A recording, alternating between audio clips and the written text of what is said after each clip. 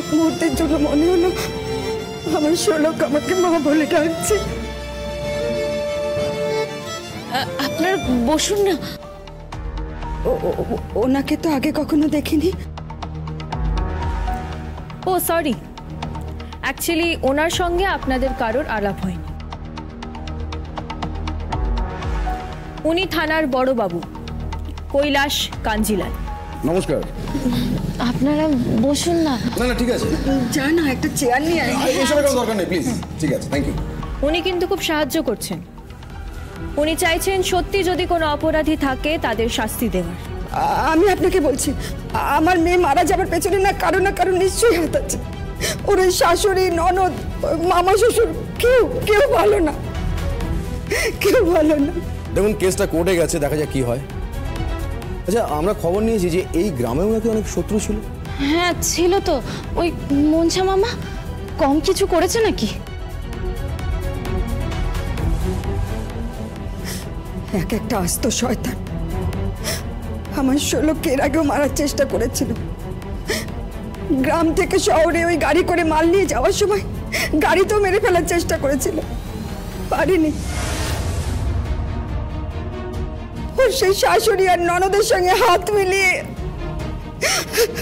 এসব বলে আর কি হবে মাসি? আমাদের শোলক তার ফিরে আসবে না। হ্যাঁ, মরা মানুষ ফিরে আসবে না ঠিকই, কিন্তু ওর মৃত্যুর কারণ যে বা যারা করেছে তাদের খুঁজে বের করে শাস্তি দিতেই হবে। আচ্ছা পারুল মা,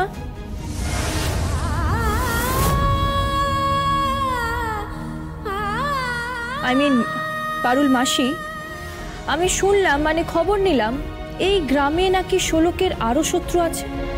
অবশ্য সে সম্পর্কে শোলকের বাবা।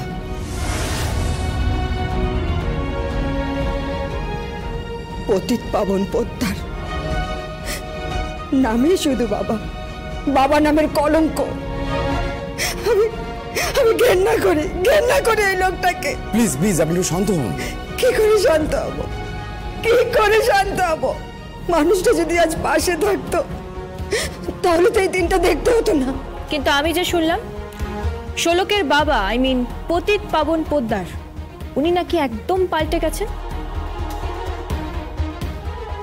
কেমন? শুনলাম উনি নাকি খুব কান্নাকাটি করেছেন, আবার এটাও বলেছেন ওনার মেয়ের দোষীদের উনি ছাড়বেন না। হ্যাঁ ম্যাডাম, উনি না একদম বদলে গেছে জানেন তো। যিনি একসময় পারুল মাসি, শোলক শাড়ি সবাইকে বেড়ে ফেলতে চেয়েছিল, তিনি আজকে একদম অন্যরকম মানুষ একজন। আমি বিশ্বাস করি না।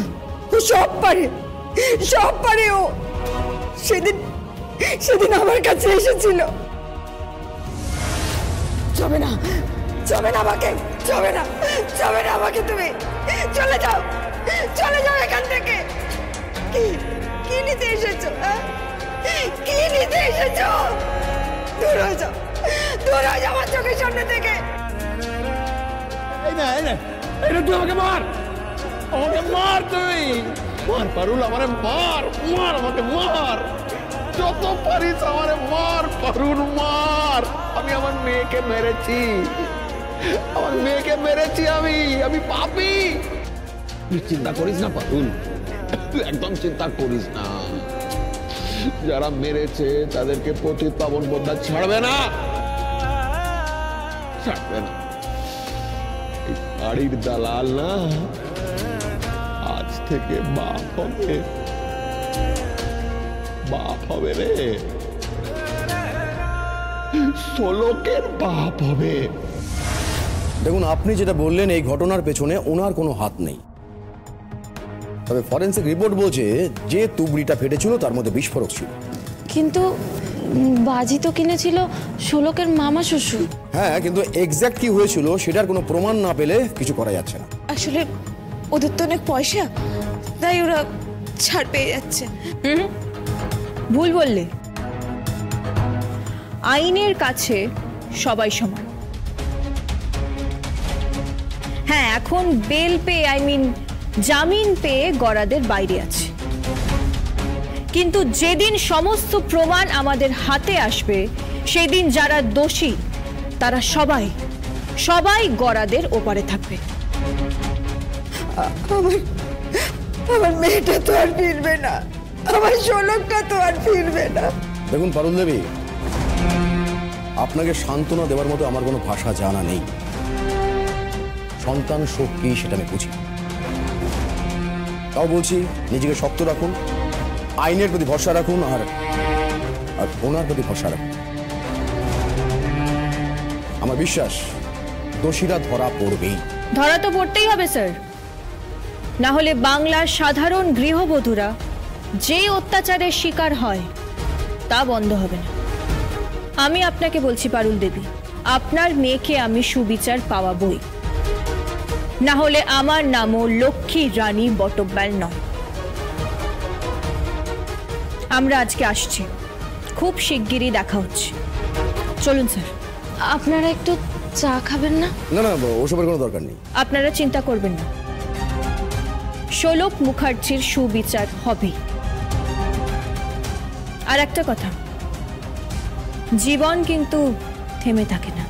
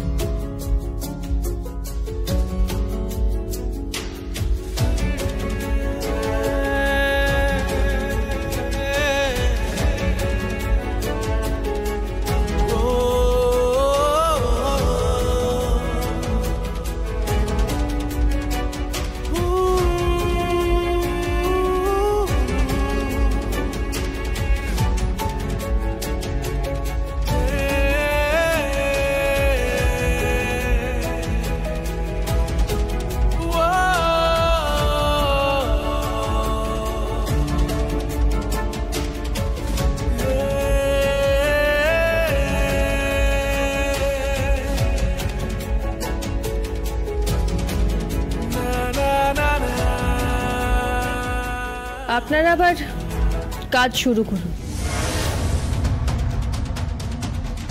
আপনার মেয়েই তো বলতো কাজই সব, তাহলে এগুলো এরকম ফেলে রেখেছেন কেন?